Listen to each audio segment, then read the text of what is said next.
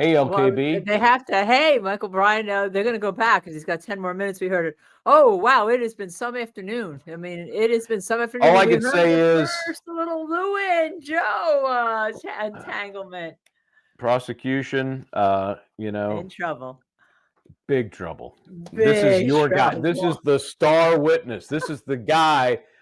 Excuse me while I just impeach my own star witness because he apparently is not sure of his storyline. When they put that video up there and he goes, "Yeah, that's me," and Paulie P Where's your says, girlfriend? "Are you sure that's you?" Oh yeah, that's me.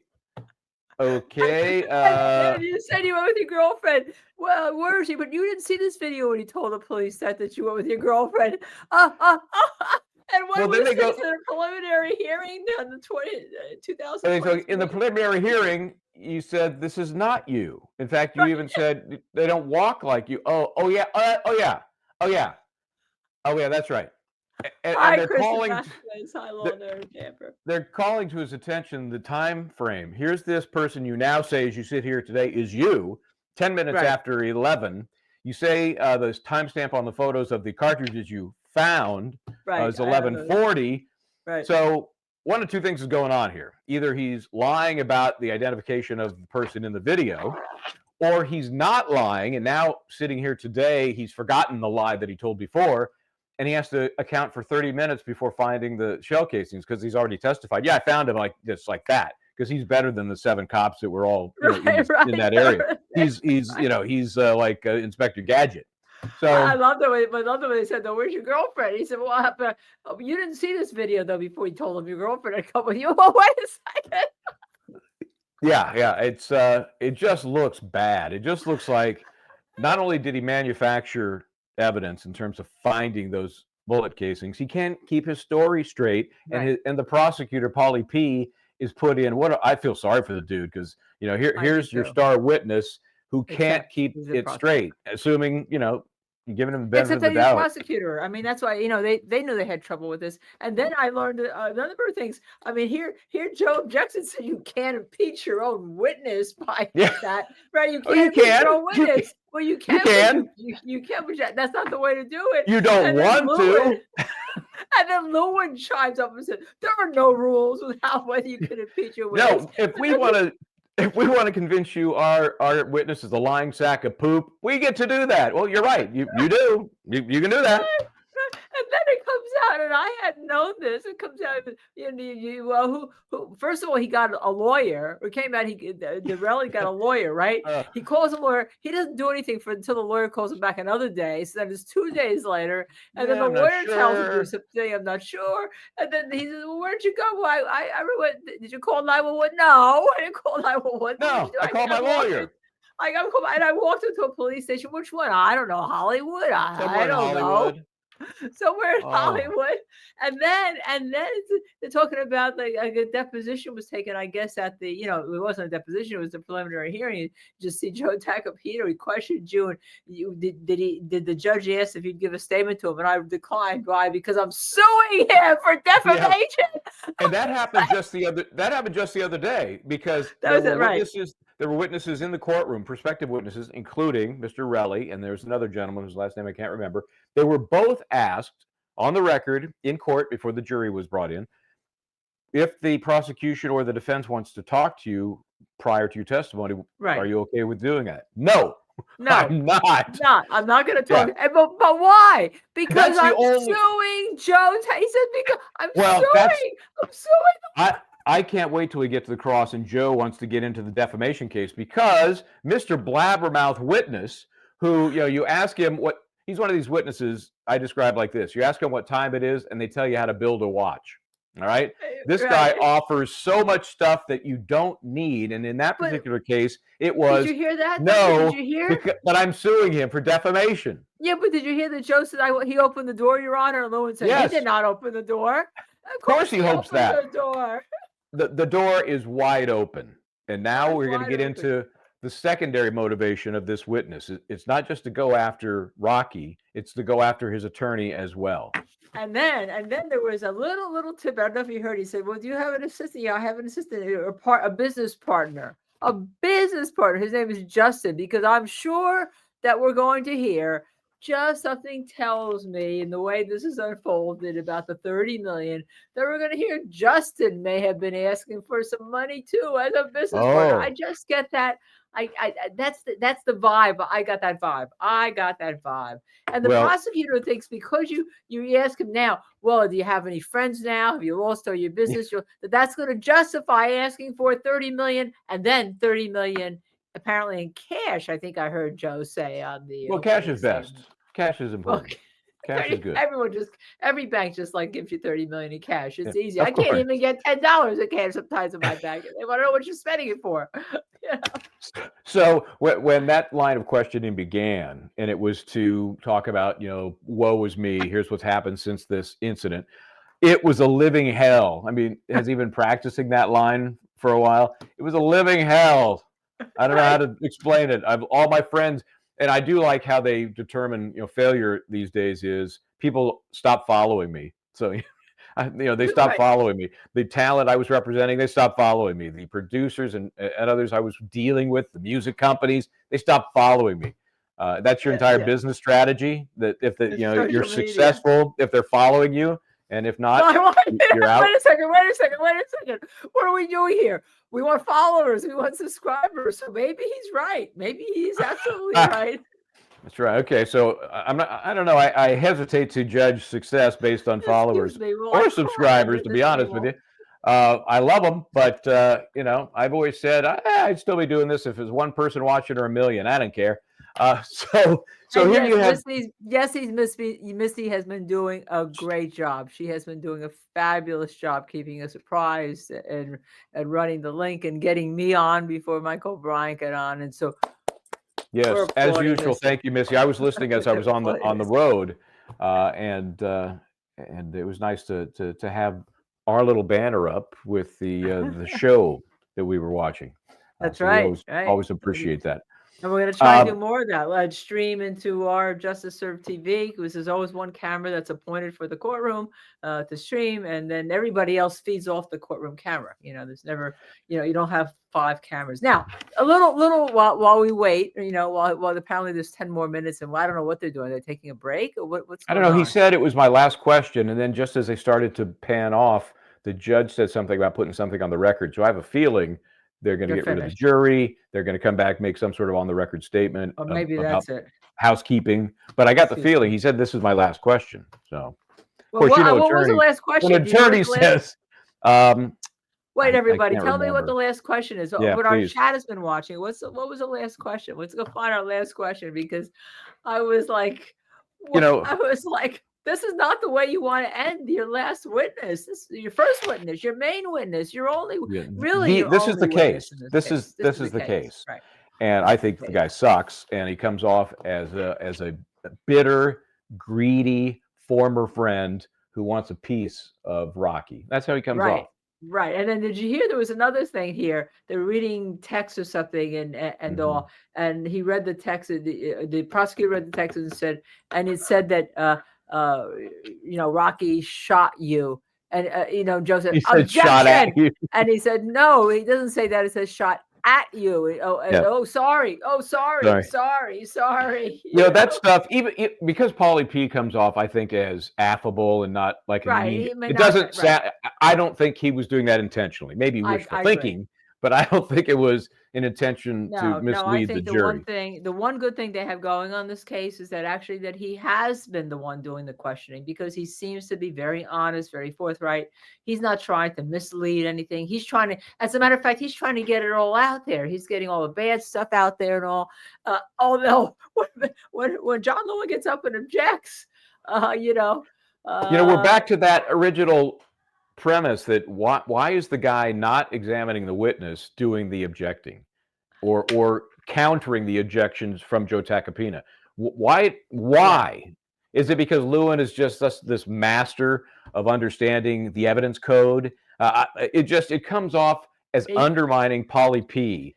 Let me take care of my little brother here because he doesn't really know what he's doing. Right. We're letting him do this examination, but I'll handle the important stuff. I'll handle the big stuff. Now, Paulie Pemus, he says, asked Relli if these were all the consequences that happened to him. Answer, yes. Then the direct ended. Okay, So that's what I how thought. about, like, your hand hurt forever? And by the way, Ariana Riri is in the front row of the courtroom. Okay, TMZ. Oh yeah, Riri. Them going out to dinner last night. There was no pictures of her entering that we could find. I think, there's that tunnel there that you can go under. And I have a feeling because of security purposes, maybe that's why they brought her through the tunnel. He, of course, had entered the regular way, the defendant. But what amazes me? We have all of these alleged, and I'm going to call them journalists, Michael, because since Karen Reed, people said that we can't get a press pass because technically we're journalists, but we're not a recognized press. We're still journalists in this position, but not recognized press. The judge ordered that we don't get to see her. Excuse me, the judge is enforcing California law. And let me just give you all a little bit of, as Michael would say, a where this come from. Yep. Where this came from. There was a big trial back in the 1990s in that same courthouse, right? The Clara Fultz Courthouse, downtown in LA. It was called O.J. Simpson, okay?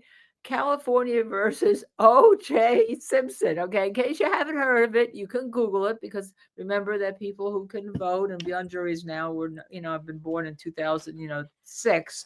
But what happened was the cameras were always showing the gallery, and there were reports, and people were like, the families were crying, and reporters were going, oh my God. And everyone was talking about what was happening in the gallery from the testimony. So after that, because it was such a spectacle, and it was so ridiculous as such a spectacle, instead of concentrating on the trial, there was a law or a court rule, I forget how they did it, put into effect that says you cannot, if you are televising a case, show the gallery in the courtroom in California. So, for instance, when I televised Spectre, there was no gallery. There was one camera that's focused on me and the client and the front chairs. Even you couldn't even focus from the judge to back, because as you see in many situations, in many cases, because you can't get the gallery. It's like getting the jury. You can't photograph the jury, and you can't photograph the gallery in California. Welcome to California. Maybe you've all gotten used to it in other states, but quite frankly, it's the better way to do it. It really is the better way to do it. I don't know about that. I think because I like it. If you go into court, okay, a public location, you have no expectation of privacy. It's not, you're not walking in there thinking, hey, don't look at me. You're open. But people You're are there. talking about you, but the media's not going to talk about you. Then don't go. They're talking about you. Don't go then. But then the media talks about everybody. Oh, look at that reaction. Oh, Too bad. Michael Bryant was giving them the finger, right? That's possible. That's entirely possible. Then just don't go. Just don't go. It's just not that. It's the reaction, and making the reaction what the jury should be reacting to, as opposed to anything else. So it's a public place. That's I think it's splitting the baby that's wrong. It's like I suggest with New York, you're either going to do it or you're not going to do it. But Massachusetts, we know they're all over the gallery there. They have close-ups of people in the gallery. So, it's jurisdiction to jurisdiction. I'm not shocked that California is that way. Massachusetts, I had a camera in Hernandez that was focused on me and Aaron, because I sat next to Aaron during the trial, and it was focused just on us. I mean, there was one camera focused on us. They allowed there to be places, one in the back and one camera focused on us. So you knew, everything you did was going to be on camera, and you better make sure everything you did was good, or everything you did was, shall we say, designed. Was camera ready and a proper message? In the Valo, are you ready for your close-up? In Valo, this just happened. The defense was complaining because they had a single shot, one shot, as they say in the biz, of Lori Vallow, now Lori Daybell. And the defense objected, and at some point they stopped. That one solo shot was no longer allowed. So it really is. Do what they want to do. You can't. It's really hard to be working. Plus, in the Casey Anthony case, they would like coming close up. So if you're writing, trying to get Well, to see that's what you're writing, that's and different. the judge wouldn't stop it. The judge wouldn't That's stop it in that case. It was outrageous. That I think is an issue. It reminds me of the Michelle Troconis case. Remember, and this has not even been resolved yet, the contempt of court Right. claim that is still hovering out there because on the screen in front of this is, of course, the case in which Fotis Dulos, now dead, his wife, Jennifer Dulos, killed. So they showed on the screen some document that referenced the custody issues with the kids, and it was a sealed document, but they blamed Michelle Troconis for allowing it to be on that laptop to the degree that the family of Jennifer Dulos could see it across the court. And so there's a contempt hearing coming up on that. So those kinds of things, I agree, those should be monitored and protected, but not just because you're sitting in the courtroom. Too bad. Well, no, it's not the sitting in the courtroom that's protected. What it is that the media was making too much of the reaction of the gallery to the testimony. Okay, so what if I'm in there? There's no cameras, and I'm a print reporter, or I'm doing this thing, and I'm noting, oh, LKB looked shocked when this happened. Oh, she put her head down and appeared to be crying when this happened. Just like when I was doing the Penny case, right? I could see the victim's dad reacting to the body cam footage and the subway footage, and I reported on that. He's in there. I'm observing it. How is that different than a camera showing him do that? You are Dominic Dunn, and you were in the O.J. Simpson courthouse. You're like, oh. So you become the story. You're there to report on the story, not become the story. Well, how is that becoming the story if all I'm doing is saying, here's what I observed? Because the media was reporting on it. The media was reporting on what Dominic Dunn was like doing, as opposed to, Faye Dunaway, Faye Ray.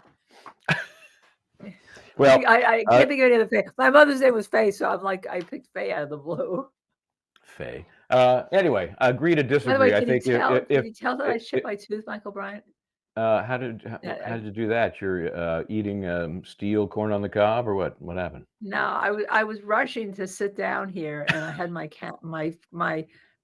well, I've been using a nail file on my teeth. Just let it all hang out here if you really want to know. Okay. Wait a minute. And I picked up my computer and rushing to bring it over to the TV table here, and somehow it flew out of my hands and into my face. Gosh. Okay. So into my teeth, actually. No, you look lovely. I can't see a thing. My nerves broken, but I did because my whole front teeth was chipped. I did have to take a nail file. It was the only thing I could find that could be dental. It really kind of hurts. So in case you want to know what I'm doing for you here. That reminds me of the Marathon Man. Remember that movie? Oh, the drilling. The drill in the tooth. Is it safe? He drills right in raw. I mean, a file on your teeth, that just sends shivers. Oh, it's ready. So I'll have to check to see tomorrow. I'll have to see whether or not that the nerve is dead and the tooth turns black. Oh my gosh. We'll see. Okay. What I don't do to rush around to give you all the news and get on the air.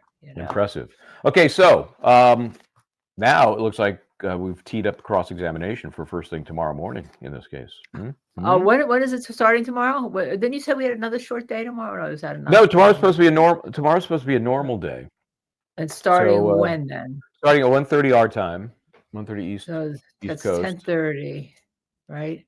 I'm just trying to figure out the schedule for all of you. So I mean, we want to be there when this starts. Or you won't be there. I'll be up north, but I'll definitely be watching. Yes. Yeah. So I have to be there. Missy and I are going to be on. Missy and I are going to hold the fort down. And what we might try to do, I'm just spitballing here out loud. If their lunch break then will be at 4:00 our time. Is that right? No, that's not right. That's not right. It's at 3:00 our time. No, maybe what we should do is run and we're talking out loud to all of you. What do you all want? We'll run the feed. And then we'll get on during the lunchtime. They take and I'm trying to think where I'll be at 3:00.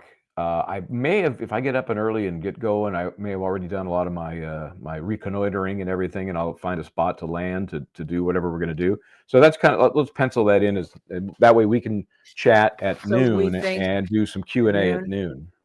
That's noon for them, 3:00 for us. 3:00 I was going to say that's why you're confusing it. You're confusing things. Okay, so 3:00 3:00 Eastern Standard Time.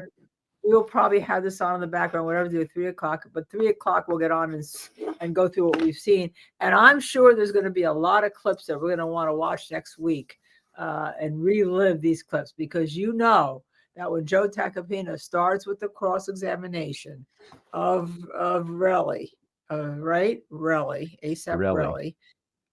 This is going to be wild, because what you're going to see is the fireworks with John Lewin going on here. He's going to be objecting to the way Tacopina adjusts his tie. Your Honor, he's suggesting something with the way he's tightening up his tie. I mean, even today, when Joe would object, and the court, any trial attorney, and most courts, after sitting on the bench for years, they know what the objection is going to be. You know, whether it be lack of foundation, or it's called for speculation, or asked and answered. That they know, because your spidey senses go off, just like ours do when we're watching, and we know there's an objection that's possible. Maybe there's a reason not to make it, but we know that's objectionable. So the judge is filling in the blanks when Joe says objection, and he basically answers the objection, you know, sustained, asked and answered. Lewin has to make a big deal out of it and say, he didn't state the grounds for the objection. You know, and the judge is like, all right, I knew what it was, but okay, can you please, you know, state the grounds next time, so Mr. Weiner, Mr. Lewin, you know, doesn't get all upset. You know, he's too much. He's just too much. And then Joe states the grounds, and Lewin complained that the court doesn't want speaking objections. Yeah, well, something like that. Maybe that was the court saying it, but don't speak the objection. I was like, I'm in Alice in Wonderland. And that's what happens. You know, Tacopina will say objection and then state the grounds, asked and answered. That's it. You're done. Well, it's not an invitation for Lewin to start arguing what the motion is, what the objection is. That's not your forum. That's not your role. The judge will rule, period. If you have something critical you want to say, you can ask for a sidebar. Judge might say, not a chance in hell, and you move on. It is not an invite, Lewin, to just whine about something else, but he does. Yeah, that's. I have a feeling this is going to be some show. What he doesn't realize is that he doesn't have Robert Durst, and I guess the reason why he's there is that he thought that maybe that or somebody in the office thought it had to be a higher up, right? That Paul AP, as we're calling him, couldn't handle Joe Tacopina. But I think Paul AP gave the case more credibility by being who he was. I mean, quite frankly, I thought that he didn't, whether or not you have a problem with your witness, he looked like he wasn't manufacturing the case, whereas some prosecutors would look like they're manufacturing the case. Yep, I think he looks, I think earnest is the word you used, all right? He looks like he's just a journeyman attorney, trying to lay out the case and dealing with an impossible witness today. I don't know. It might have been interesting to see how Lewin would have handled this witness, right? I don't know. I don't know if he would have been as patient, you know? That might have been fun to watch. Oh my gosh! But I know. I had told one, because I know you were on the road, that there would be certain timestamps to eventually clip that we'll probably end up getting to next week, like as a best of last week's show, going into next week. You know, we're starting next week, because you know that the high point is going to be this cross-examination. I mean, let's face it. No doubt. I mean, there will be some other witnesses, and of course, we don't know yet if Rocky's going to take the stand, but there will be some other arguably important witnesses. The girlfriend, as I said from day one, I think is going to be important, especially now in light of this testimony from Relli. But nobody's going to compare the business this partner. guy. Yeah, Justin. And Justin. Yeah, again, those are all, tangential type witnesses, but they all focus around Relli. It's all about what he's doing, saying, didn't do. They did talk about prop gun versus starter pistol. Do you hear that conversation? Yeah, matter of fact, you said, and then you used the word prop gun a number of times when you said and at some point he said something about, did you know that he had a prop gun or a starter pistol, or so he was trying to cover all those bases. So that is to me a point against the defense, and that is, where's the gun, whatever it is, where is it? Where's the gun? Right, that's a point against the defense. I mean, that's one of your key defenses. Where's the gun? So, but then the other interesting thing, not only was probably at one point, and we have to find that clip. There was a question about him getting shot, and there's a question about about him falling forward or something on one of the knuckles, and he said, "Well, I was 210 pounds then. I was heavier." And then I was like, "Oh, well, oh, that's not a good thing to say." I mean, there was like a sounds pause like I back fell on up, my knuckles. like I fell on my knuckles. And then the prosecutor said something with, "Well, how did you know, it was shot?" "Well, I felt myself I felt me getting shot." But there was a suggestion that he suggested really that maybe he started to fall down and then caught himself because he realized that falling on his knuckles would not be a good thing for the injuries. So let's talk about the hospital. We've heard rumors that he went to the hospital in New York a few days later. That doesn't sound like Yeah, that's a week later, what he's right. testifying to anyway. I didn't That hear it. Maybe I missed it. I Missy didn't hear that. Mayhem, did you hear him say Anybody anything hear about that? him did anyone here in our chat hear him say anything about going to the hospital? I didn't. I did not either, ever.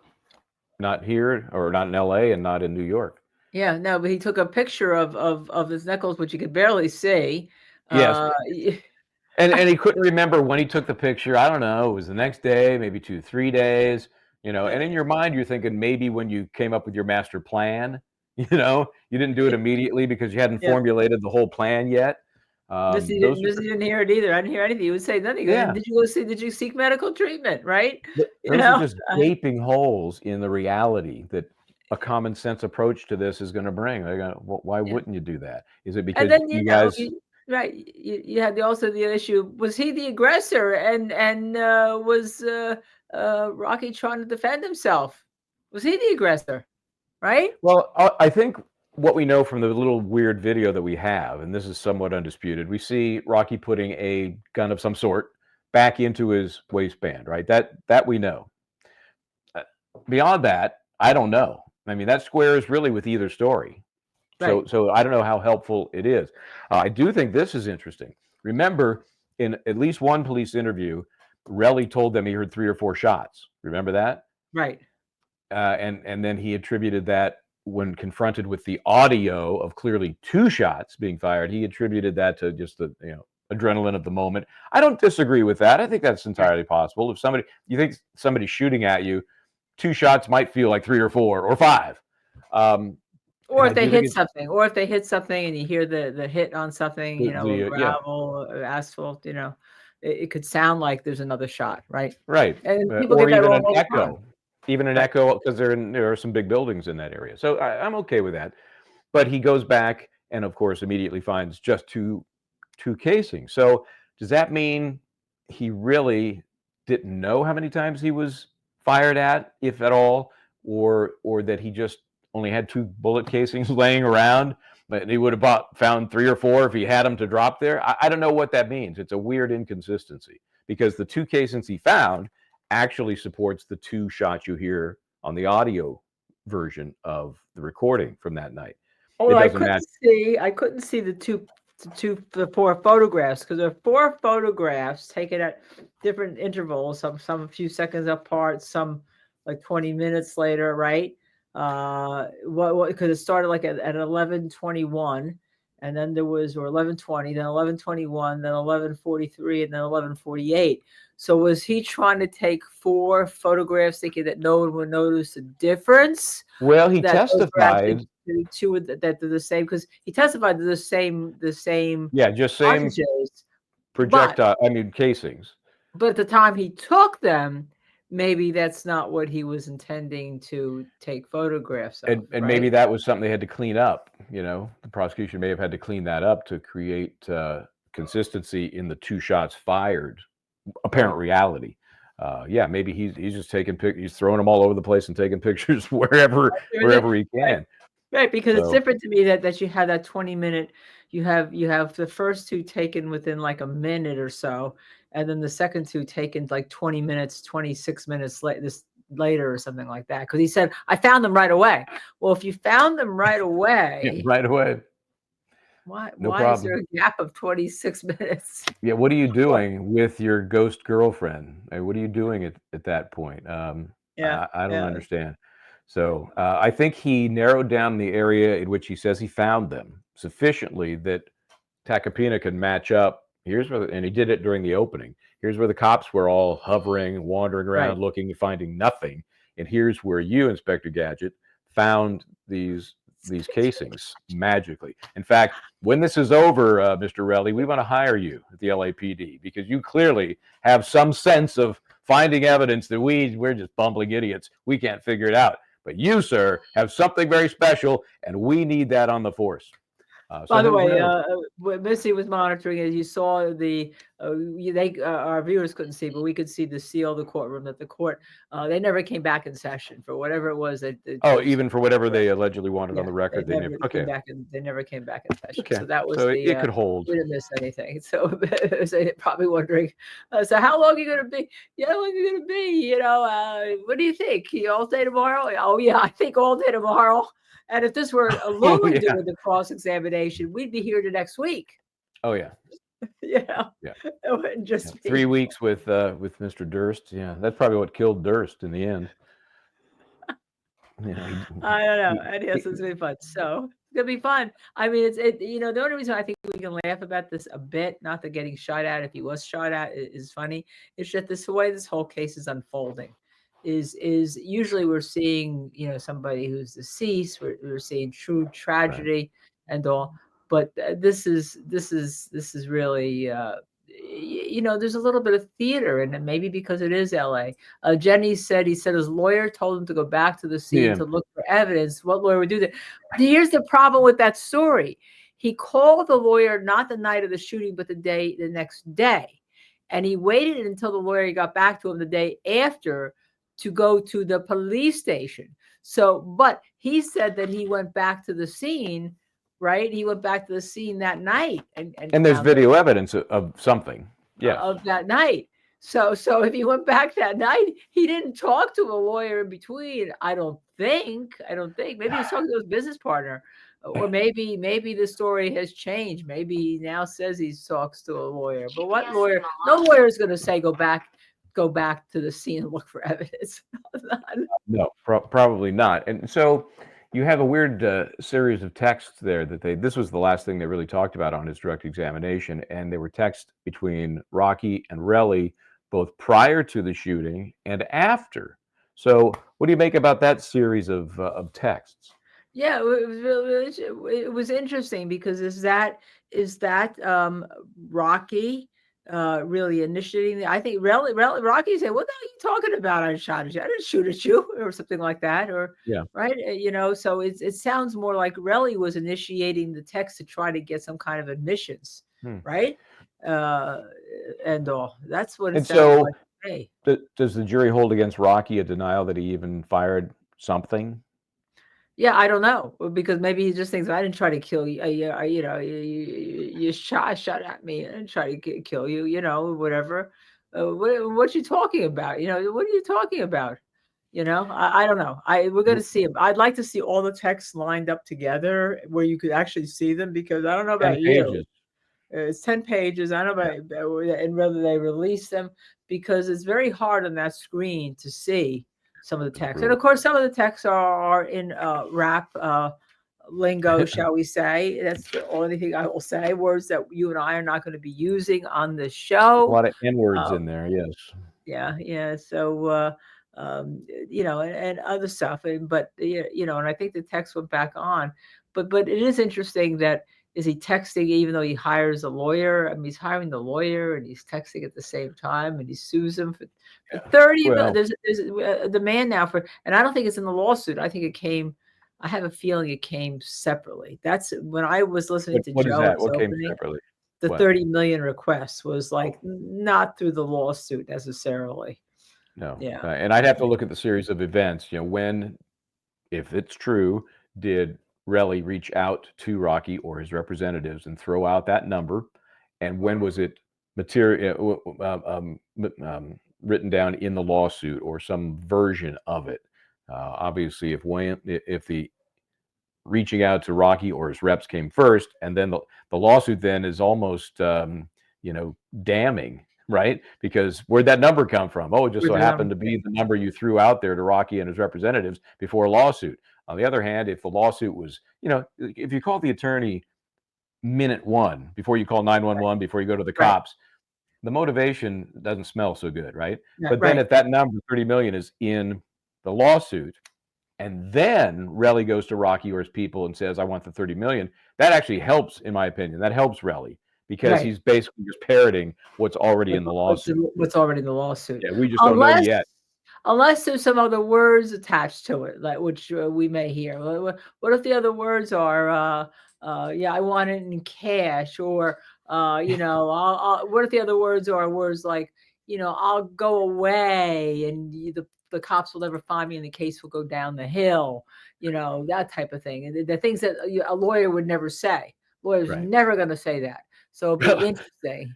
Yes, we learned anything, Jenny has a defamation suit against Rocky and Joe too. Ben Chu and Camille are the attorneys for that. Yes, yes. Ben Chu's in a different law firm now than he was in when he represented Johnny Depp. Ben is, you have to understand, Ben Chu, Joe Tacopino, myself, all teach at Harvard Trial Advocacy Workshop together. Just so you're all aware of that. As a matter of fact, when Joe, somebody said that Joe's not afraid of the N word. Well, he's going to use it in a different. He's going to use it with the A attached at the end, like they were, He as did, opposed to and he did in the the real opening. word. And he Yeah. did the opening, and Joe introduced himself to the group, saying he has the probably the only distinction, the only lawyer who represented both now President Trump, and he also represents Al Sharpton in New York City in a bunch of cases. So Joe's not the one thing about Joe, whether you like him or dislike him, and there's a lot of people who don't like him too, is that he ain't afraid of anything. That's for Yeah. sure. He's just not afraid. Yep. You He know. could be a lot. I understand that. I understand how people, but I think he's entertaining. He's obviously a zealous advocate, and that's what we all Right. take the oath and swear we will be for our clients. So I got no That's problem right. with that. I love Yep. different personalities in the courtroom. I love it. Whether it's Yeah. just a kind of a mild mannered, below the radar, or it's somebody that's bombastic. I like all of that. Yeah. Yeah. It's very The theater. interesting. It's interesting. It is really interesting. What's going to happen? But I didn't realize that it's when he dropped it right in front of the jury. Oh, because I'm suing Mr. I Tacopino. mean, I'm just suing what a non Tacopino. sequitur. That just tells you so much about where Relli's mind is, right? That he can't even answer a simple yes or no question without tagging on that. Oh, by the way, I'm suing him for defamation. It's a Yeah. bad look. It is a Yeah, really Jenny, he bad did. look. Joe did apologize for his New Yorkness. We talked about this on a previous show. And the reason why that Yeah. came about is when I tried Spectre and apologized for my New Jerseyness, my New Jersey accent, but that wasn't a big deal because the jury appreciated that. We had Bruce Cutler in the case to begin with, and he started going at one of the jurors in jury voir dire about being from New York. And what you take it against him, and initially the guy was like no, and then by the time he was so at him about every single thing he did, finally he says, I hate you. I hate all of New York. I hate you. And he was out. He was like identified as being like a good juror for us. But so that's where the identification of whether or not you apologize or you ask the jury whether or not being from New York and California, in a California case, the jury will hold it against you, Jenny. That's the backstory of it. So only you guys who watch us know this backstory, and the jury consultant, who's the jury consultant for Joe Tacopino and Rocky.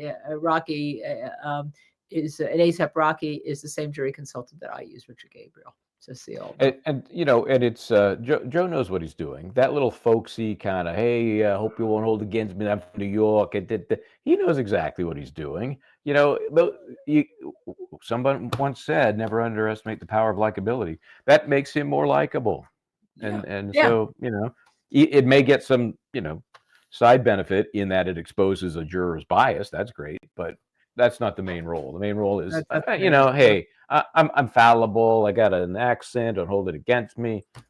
That could be effective. I had to do that when I went to Maynardville, Tennessee, on a wrongful conviction case. A man was exonerated on a case that was in the United States Supreme Court first. Maynardville, Tennessee, 40 miles outside Knoxville, very poor area. And you all see how I dress. I blended, so to speak. Not. Did you? How's that? Was there some? Does Chanel make plaid? I'm not quite sure about that.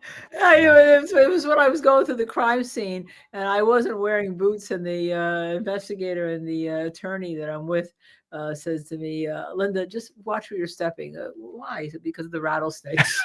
Like, Well, I thought it was I because of the cow pies, but I okay, was like, you should rattlesnake. have seen me. I think I just know the cow pies I could have handled. Yeah, I think I jumped up and they both had to grab me. I was like, and one thing I hate more than anything in the world is snakes.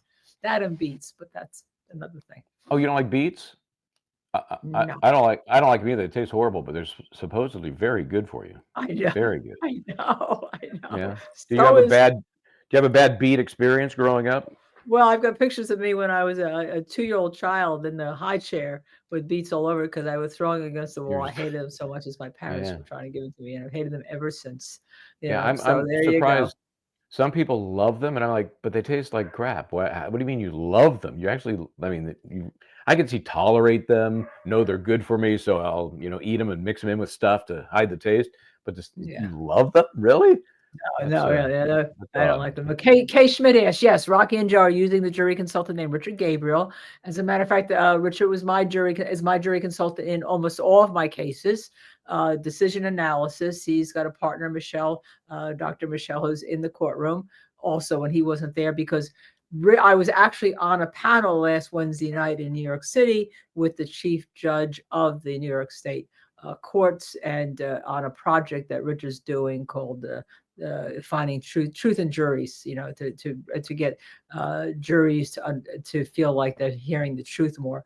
And so I hadn't seen Richard actually since the pandemic. And yes, we were together, and he was then flying back to continue jury selection, but the jury had already been picked actually by the time he went back. Michelle finished it. So yes, they're using a jury consultant who I know very well, is in all my cases. Yep, you're dialed in. That's nice. It comes in handy. It just means you're trying a lot of cases. That's all. Yeah. Or you're involved in a lot of cases, and you've got to get the experts. And there's only certain experts that people recognize as being really good, and the top trial attorneys know who they are. It is a science, and some say that you win or lose with jury selection. So it's certainly, at the very least, it's a major important factor, if it's not the end-all, be-all. Pick the wrong jury, and you can't win the case. Pick the right jury, and you can lose the case if you do something wrong. But you're never going to win the case if you don't pick a jury that at least will listen to you. Brooklyn, what's Bruce Cutler up to these days? I have no idea. I think I still have PTSD. YSL Granny Trish. YSL Granny Trish. Who's that? Who was that? Granny Trish. Granny Trish was great. I don't know. Remember that. Jenny? I don't remember. Jenny? Who is it? Yeah. Jenny's in Ireland. I remember Tash, but I don't believe she's a granny. Maybe she is. Speaking about that, you have to get on getting the mother of Gotti on our show. Yeah, I keep forgetting. That's Tash, and I keep forgetting to follow up with Doug. But I will make a note to do that. The Jeffrey jury consultant. The Jeffrey jury consultant. That's okay. Yeah, I don't know her. I know they use her down in Atlanta, and there is a great jury consultant in Texas, Richard Gabriel. In California, also comes east. Joelle Demetrius was in the Penny case. She was also in the O.J. Simpson case, along with Richard Gabriel. And of course, we have the Atlanta jury consultant. But it's hard to use a jury consultant. Like when Richard and Joelle come east, they've picked so many juries and done so many mock trials, even here, because on big cases you do a mock trial. You can't just do a focus group. Although now I understand with the whole idea of Zoom and all that you can do mock juries all over. The important thing about getting a mock jury is that you get the same type of people that are going to be on the jury that are in the jurisdiction you're going to be trying the case in. Yeah, I think that's led to a little bit of laziness, because if I'm trying a case in New York, I don't want people zooming in from Iowa, Nebraska, California, Texas. I mean, I don't know how helpful that's going to be. I need Yeah, it's people interesting, but I guess during read. the pandemic they had to. Yeah, Luigi, I'd want to definitely do in person if I were doing. How do you begin a career as a jury consultant? Well, Richard Gabriel's mother was a judge, and they're usually social scientists. They have degrees in psychology and sociology and all sorts of stuff. So they're social scientists usually. Yeah, you know Michelle Ward, right? You know Michelle That's Ward? Michelle. Michelle is Richard's partner. Oh yeah, Gabriel's yeah, partner, Michelle. Dr. We Michelle should Ward. get her on. I'm Yeah, good she was. friends with her. She's Oh been on a yeah. few projects I've worked on, like Mind of a Murderer. She Yes, was on yeah. that. Michelle was in the courtroom when Richard was back here to be on the panel. Michelle had to finish picking the jury. Okay. Michelle was also in the courtroom every day doing inspecting. Michelle's great. Yeah, she's done a few different shows that I Yeah. or Oh, Lisa have we been get involved Michelle. in. We get Michelle. Richard has promised us that he will come on our show. I guess he can't come on right now because he would be under the same gag order as being part of the team. That's true. Do you think Michelle's going to be guilty by association or not? Yes. Well, yeah, because they're partners. They're in decision I mean, analysis. but she's been on this case. Yes, and so is Richard. So because he had promised me next week he would come on, but that was before the judge gagged him. So we're going to have to wait to the end of the trial. Okay. All right. Well, I made a note to reach out to. We can have them on together because they were there different days. Yeah.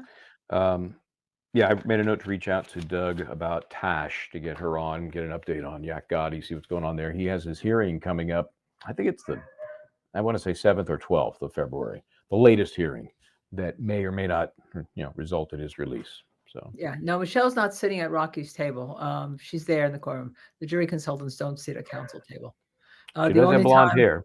But she does have blonde hair. There was one exception about coming up to a sidebar for that we had in the Jason Williams cases. We wanted Joel and Demetrius up at the sidebar with us who was doing a lot of our consulting. And in New Jersey, that had never been done before, but the judge did allow her to come to the sidebar so she could also opine in on our objections as to why a jury, because she was keeping all the notes. So the judges are very, very, shall we say, picky about who sits at counsel table. Right. And usually it can only be a lawyer unless you get permission for it to be a police officer or an officer. And said they're not a consultant. Even when we were doing the Hernandez case, and I had my law students back behind us who were helping, who actually had a model one of the shirts when we were doing this demonstration. They were not allowed to sit at counsel table. They could sit behind us in the well, but they were not allowed to sit at counsel table. Yeah, so you'll see those chairs up against the bar, still in the well, but not at the table. That's kind of the compromise. It makes sense. I mean, you get it. Part of it's practical. I mean, how many bodies do you have, crammed up there? It just gets harder to do what you need to do. Yeah, neither of us know this judge, Jenny. Neither of us know this judge. At least he's been around a while apparently, but I never ran into him before. No. So it's interesting to see how different judges rule their courtrooms and run their courtrooms. I guess rule. Yeah. Some are more rulers than runners. Some are. I think this so far, Judge Arnold, I think is doing fine. With two big personalities to deal with, but so far I think he's doing all right. In the county in New Jersey where I started out my career in Monmouth County, we used to have a judge that would turn his chair around. I can't do it here because I'm not on a roller chair. And then there would be like an objection, and he'd be like, the right hand would be overruled, the left hand would be sustained, but he's backwards to you. So objection. I kid you not. He had to keep his own mind straight. Oh, Lord. Okay. Anyone have any questions before we sign off? Because Michael is going to get on the road and be running up to Massachusetts from Connecticut. He's going to go to the two bars, the water wheel and at least two bars. Water wheel and the we went through this last week. It's McCarthy's and the Waterfall. The Waterfall, not the water wheel. The water wheel is a restaurant in Milford, Pennsylvania. Okay. And then I'm going to go by the courthouse, and I understand from our crack staff that Judge Bev may have another matter that she's hearing tomorrow in the same courtroom. So I may be able to. I'll put on my attorney costume. So I think without a jury, I think she's a bench trial with another. Yeah, so I can just wander around and I won't look so suspicious. Yeah, go see our friends with your denial of the past, and then I think you're gonna go buy the house, right? You're gonna go buy the They house. unfortunately, I investigated this just for you. The department that issues or denies, excuse me, they're in Boston proper. So that's Ah, about 30 miles, 20 some miles. Who knows what time of day? It could take 45 minutes to get there. I don't oh have yeah, the time to yeah. waste No, no, to you go don't just know. to confront them, even though it'd be satisfying. I think it ultimately would be not very effective. But I Yeah. did some research to find out where to find them and give them a hard time. I was Yeah, going and then you have to to, be trying, and you'll have our Starlink with us. So I know, even if you're not back at wherever you are, you could be I can sitting do it in from your anywhere. car with the Starlink on top of your roof there, and you Yeah. can do the show at 3 o'clock. Yeah, my plan is to be back because I want to find a location that's nice. But the weather's going to be crap on Friday. It's going to be raining, but Terrible. I got a plan. I think it's going to be fine. But after we're done here today, I'm going to test drive everything. So I may reach out to you just to we'll do a live that nobody knows about, just to make sure everything works. Okay. Uh, and then tomorrow, I think I should be able to time it right. So by 3 o'clock, I'm camped out somewhere, and we'll do our thing relating to the Rocky Yeah. case. And then of course when you come back, you're gonna have a lot of work on Friday. We're gonna be talking about the hearing and all, and we'll probably have to talk about the show too. You may have double duty on Friday. Well, depending on Right. the time, I mean, we'll cover both if necessary. If we have to do it in one bigger show, we'll do that. Right. Yeah, double duty on it because you're gonna be, yeah. What's our plan then? Our plan on Friday is that you're gonna hopefully tomorrow. Hopefully, you're gonna post on our on X different little clips or on YouTube, depending on how big they are. Different clips of where you are, right? Yes. And then Friday you'll be at the trial, see what's going on with that hearing, and whether or not we do a show Friday night or whatever. I guess that's up in the air as to Yeah. what What I time. think my theory is to do it from the scene 4:30-ish before it gets dark. Okay. We can go for an hour or so, and then I'll just hit the road, come back. Right, and I'm sure that we'll have enough done and by enough fireworks by Friday in terms of, APRocky, Yeah, and I'm all. sure there are plenty And to then you'll talk spend your weekend cutting if you can't find clips. I'm just kidding. Yeah, Just kidding. looking for stuff that happened tomorrow and Friday. Yeah. Yeah, well, I had a couple, of them knocked out. I'll see if I can locate them too. By the way, we couldn't find any clips of, as I said, Rihanna going into the courtroom, probably because she went in, they took her in through the underground tunnel. They're very used to, Stars. coddling the stars. I remember when the Baldwin case was underway there, Alec Baldwin and Kim Basinger. I Right. mean, Oh, yeah, uh, right, when he was that married to her. yeah, I mean, I chased him down the street one day because he did come out. He's very confrontational, so I chased him down the street, but it was one of the few times anybody came out the normal person entrance or exit. So in LA, yep, they definitely pander to the people. Well, that's what we try to do. We try to help our people. We're pandering. We just We're try not to spread some help. information. Yeah, But yeah, yeah. pander is not the right word, but we try to help and we try to answer questions and all. Okay, so we're gonna say goodnight to you all. We're not gonna be on our normal 6 o'clock. We'll probably turn this over into an episode if we can. Yeah, and so tomorrow, folks, get questions and stuff ready because we'll basically do kind of what we used to do at Long Cry was a lunchtime Q&A, right. but Lunchtime it'll be Q&A. at 3 Right, o'clock Eastern time right. tomorrow, noonish, whenever they actually break out in California. Okay. Okay, All right. sounds And by good. then you'll have been on the air with a bunch of Read stuff and Yeah, by then we'll I should have trickled out a few things. Yeah. have 2 days all. So get your questions ready. Missy, sleep, get a good night's sleep. See Okay, y'all. guys. Wait till I see you then. Try to do the right thing. And as I said together, that's Michael Bryan. I'm Linda Kenny Bodden. If you like us, please subscribe, share, like, and hit that notify button.